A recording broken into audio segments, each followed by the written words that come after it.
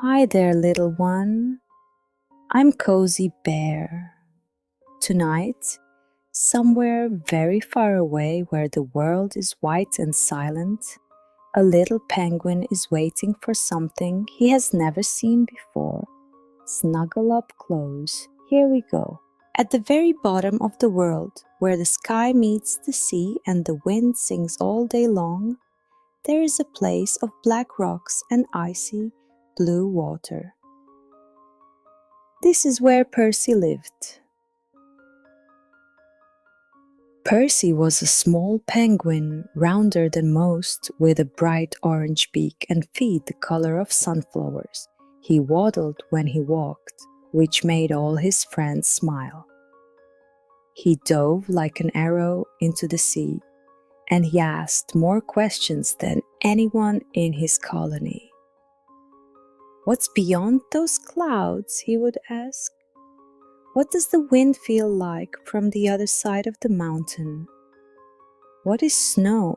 That last question was his favorite. "What is snow?" Percy asked Elder Mara, the oldest penguin in the colony, who had lived through more winters than anyone could count. Elder Mara closed her eyes, remembering.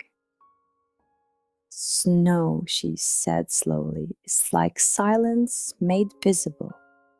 It falls from the sky without a sound and covers everything in a blanket of white." "Does it hurt?" asked Percy. "No, it's softer than you can imagine, like catching clouds in your flippers." Percy looked at his flippers. He looked at the sky. "When will it come, Velitzavel?" he asked. "When it's ready," said Mara. "Snow comes when it comes. You cannot hurry it. You can only be ready to notice it." Percy decided to be ready. Every morning, he would sit at the top of his favorite rock and look up at the sky. He watched the clouds drift past. He watched the stars disappear as dawn came.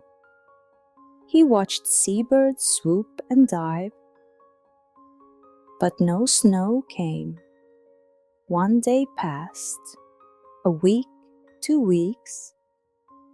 "It's not coming," Percy told his friend Dot, a penguin with a crooked beak and a very kind heart.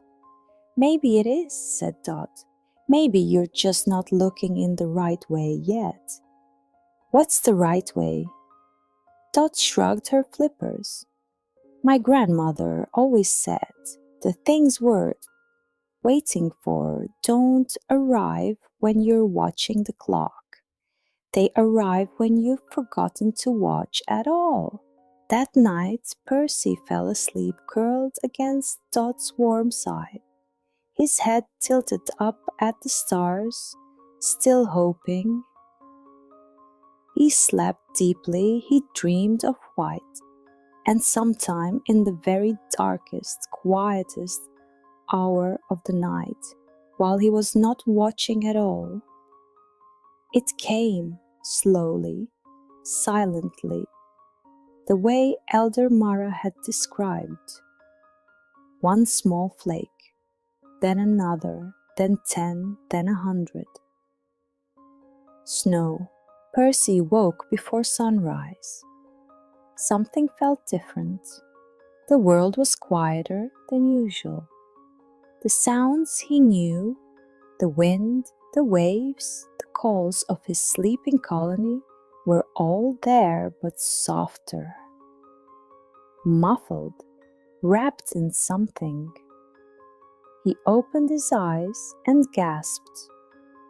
Everything was white, the rocks were white, the ground was white, even the air was white, still full of falling flakes drifting down like tiny, slow-motion feathers.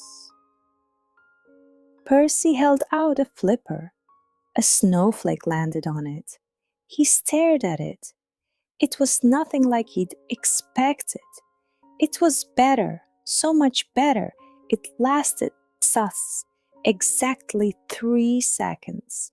Then it melted, leaving behind a single tiny drop of water.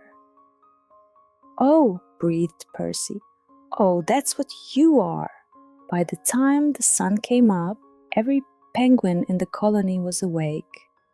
The young ones threw themselves into snowdrifts and laughed. The older ones waddled carefully on the slippery ground and tried to look dignified.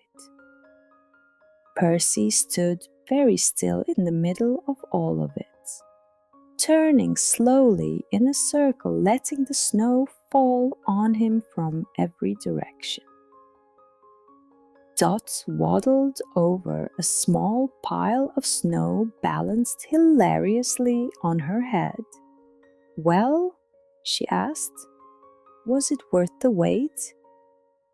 Percy thought about all the mornings he had sat on his rock and watched, all the days he had waited, all the times he had almost stopped believing it would come.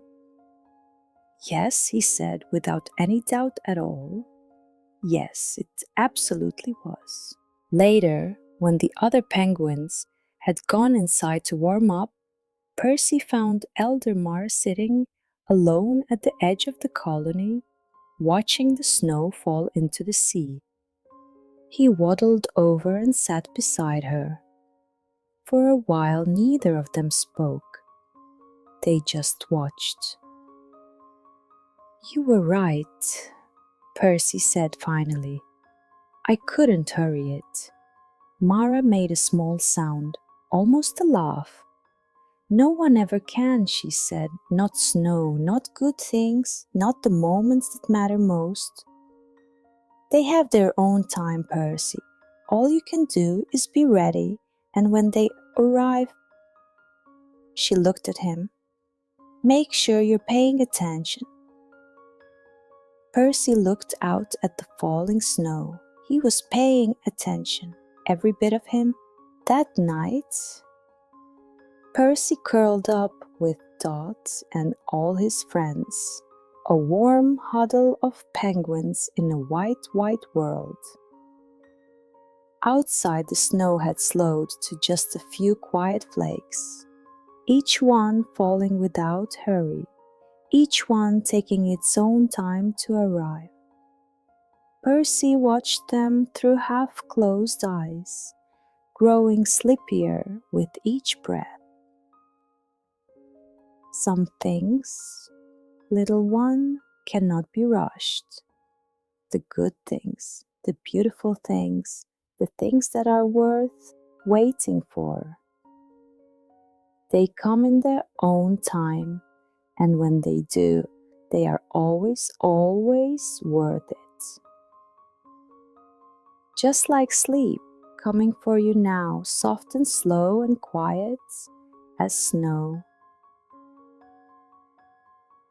Good night, little dreamer. Sweet, sweet dreams. And that little one was tonight's story. Cozy Bear hopes you have the most wonderful, magical dreams tonight.